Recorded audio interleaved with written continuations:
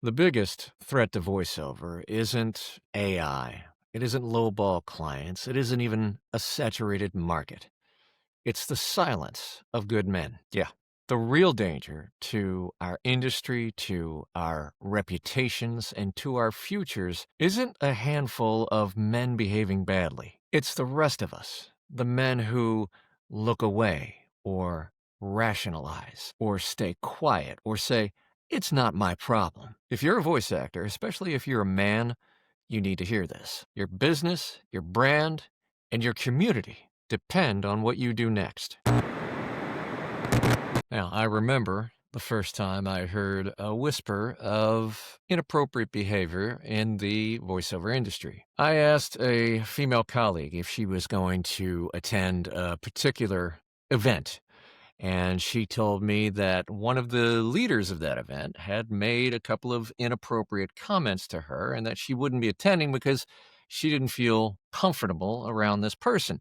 Now, at that time, I don't know what I thought, but I can tell you it was probably closer to, well, maybe this is a one off or a misunderstanding than it was to, this is a problem, this needs to be addressed, and I wonder if this is happening to other women. But then the stories started to multiply, and suddenly this wasn't a one-off. This wasn't a misunderstanding.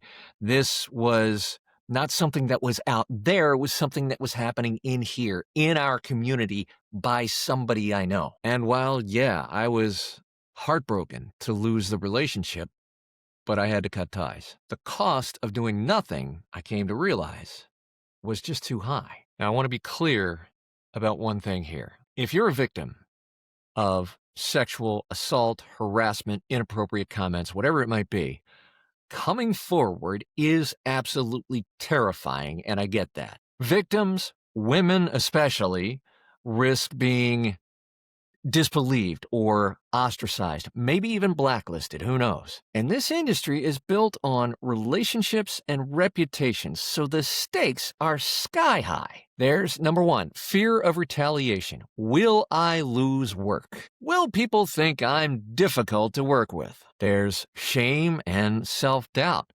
Will people think that I somehow brought this on myself? Did I do something to invite this? Am I overreacting? There's isolation. If I'm the only one speaking up, well, then maybe I'm the only one this has happened to. And those aren't abstract fears. They are lived experiences for too many women in this industry. But what about the rest of us? Why do so many men, so many good men, myself included, stay silent when we see or hear something that's inappropriate? Number one, fear of fallout, fear of repercussion, right? If I call another dude out, will he be vengeful? Will he or maybe his circle of people make me out to be the bad guy? Secondly, loyalty to friends. Hey, look, this dude's always been cool to me. Maybe this is a misunderstanding. That was the mistake I myself made. And third, I think a lot of us think about uncertainty. We weren't there when this happens. What if I get it wrong? What if it isn't that serious? What if it really was a misunderstanding? And yeah, those excuses are human. I get it. Hell, I lived it. But they're not good enough.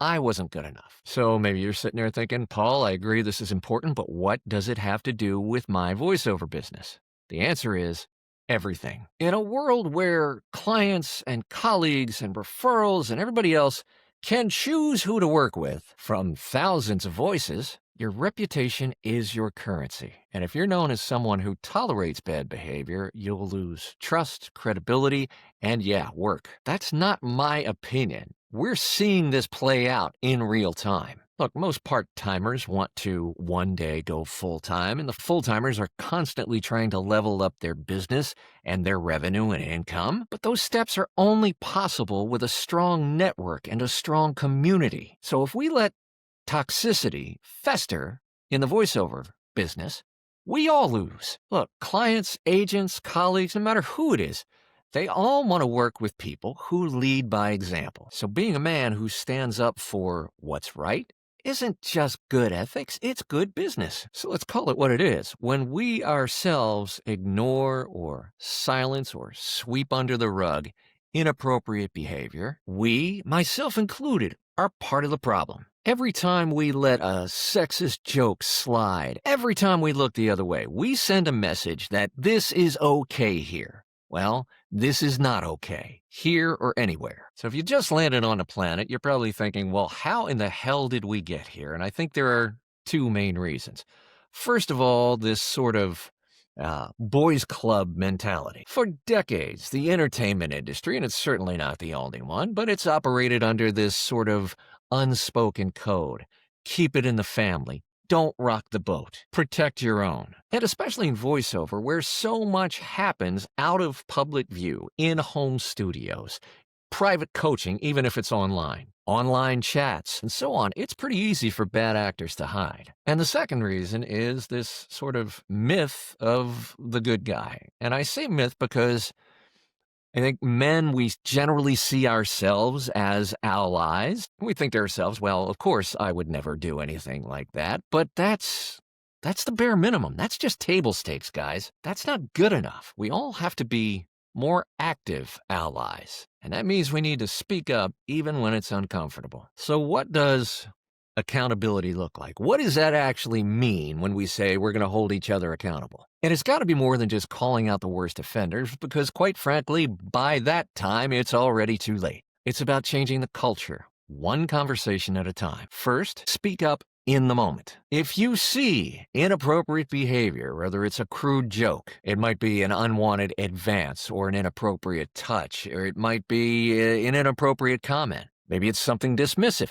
Say something. You don't have to get in somebody's face. You don't have to be confrontational. Sometimes it's as simple as, hey, dude, that's not appropriate. That can be enough to send a message. Secondly, I think we have to support victims both publicly and privately. When somebody confides in you, like my friend and colleague did in me, believe them. Offer your support. Ask how you can help. Stand up for them publicly and privately when appropriate. Third, education for yourself and for other people. Don't wait for a scandal to educate yourself about boundaries and what's appropriate and consent and respectful behavior. Take an active role in educating yourself. Next, set clear boundaries in your own business. If you are any kind of a leader and you run a studio or have a podcast or you moderate a community, make sure people know what you stand for. Zero tolerance for harassment of any kind.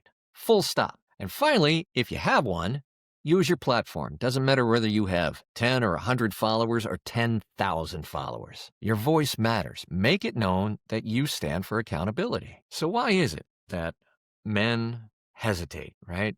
Just like I did. Well, number one, there's fear of backlash, right? We don't want to be that guy. And let's be honest, right? Calling out, especially if it's someone you know, somebody that's a colleague or a friend, that carries risk. You might lose relationships. You might be labeled as difficult. But the alternative, and that is letting this shit perpetuate, is far worse. Next, I think a lot of us, we're hesitant to make a scene. We question ourselves. Are we overreacting? Are we just going to make things awkward needlessly? But the silence itself is what allows this bad behavior to continue. And if we have to get a little bit uncomfortable, I think that's a small price to pay for the safety of our entire community. And finally, I think most of us don't know what the hell to say, and that's what it is. It's okay. We may not know what to say. But what matters is that you give it a shot. Give it a try. Say, hey, man, that's not cool. Or let's keep it professional, or whatever is your natural language. There are simple, effective,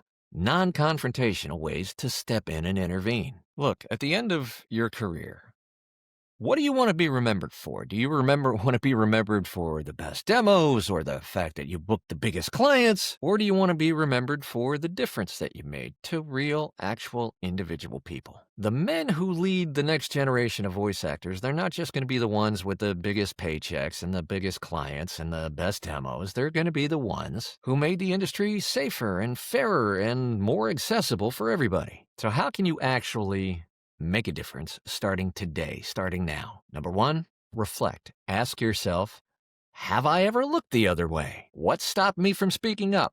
How can I do better? Secondly, make a commitment to hold yourself and other men accountable. Now, whether you tell a friend, whether you write it down, whether you post it online. It's not as important how you do it, but make that commitment real. Next, connect. Find a voiceover community that holds you accountable. Find a coach or a mentor who will challenge you to grow in this arena. And lastly, and probably most importantly, act. The next time you see something or hear something, say something. Support the victims. Share resources. Lead by example. I honestly believe that VO is at a crossroads. We can either choose the easy path, the silence, the willful ignorance, the business as usual approach, or we can take the harder road of accountability. Your success, my success, all of our success depends on a thriving, healthy, safe VO community. The gigs, the clients, the money, the lifestyle, the time freedom, it all flows from a place of trust and respect. It's time for men in voiceover to step up and hold ourselves and each other accountable, to build an industry that we all can thrive in. Are you ready to be part of the solution?